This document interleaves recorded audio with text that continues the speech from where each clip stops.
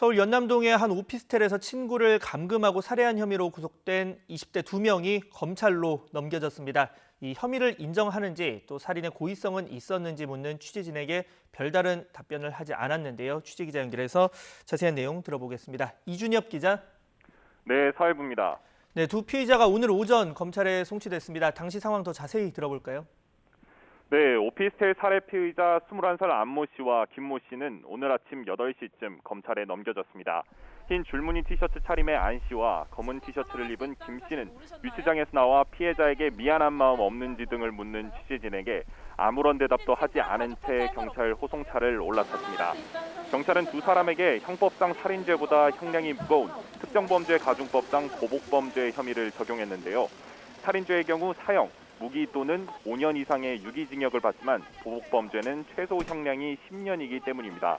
경찰은 이들이 피해자가 사망할 수 있다는 사실을 인식했다고 볼 증거를 확보했고 보복 목적이 인정된다며 적용 이유를 설명했습니다. 영리 약취, 그러니까 이익을 위해 사람을 납치한 혐의와 함께 공동강요, 공동공갈, 공동폭행 등 혐의도 적용됐습니다. 경찰은 또 수사 과정에서 A씨 동선을 이들에게 알려주는 등 범행에 관여한 다른 고등학교 동창을 불구속 상태로 검찰에 넘겼습니다. 네, 당시에 어떤 일이 있었는지 이 사건 개요와 함께 또 두 사람이 구체적으로 어떤 혐의를 받고 있는지까지 들어볼까요?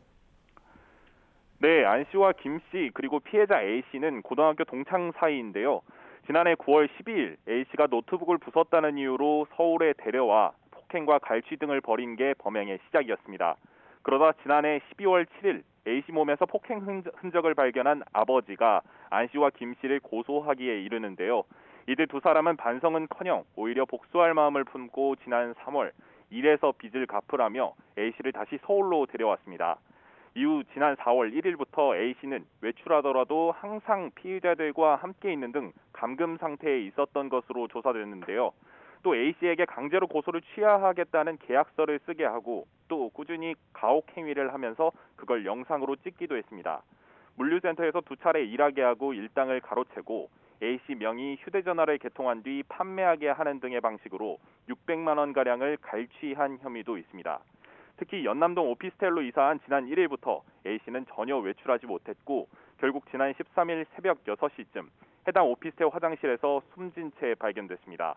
부검인은 영양실조와 저체온증이 사인이라는 구두 소견을 냈습니다. 네, 그러니까 피해자를 오랜 기간에 걸쳐서 아주 여러 방법으로 괴롭혔다는 건데 그렇다면 이제 경찰 수사는 끝난 상황입니까? 네, 일단 두 피의자의 범행에 대해서는 경찰 수사가 마무리됐습니다. 다만 두 차례 A 씨에 대한 실종 신고가 있었고요. 피해자 아버지가 두 피의자를 고소까지 했는데도 결국 A 씨가 숨지게 된 데에 대해서 경찰의 부실 수사 논란이 있습니다. 특히 A 씨가 감금돼 있었던 지난달 27일 서울 영등포경찰서가 고소 사건에 대해 불송치 결정을 내렸는데요. 이 부분에 대해서는 서울경찰청이 부실 수사 여부를 감찰하고 있고 결과에 따라서 징계 등을 내릴 계획입니다. 지금까지 사회부에서 전해드렸습니다.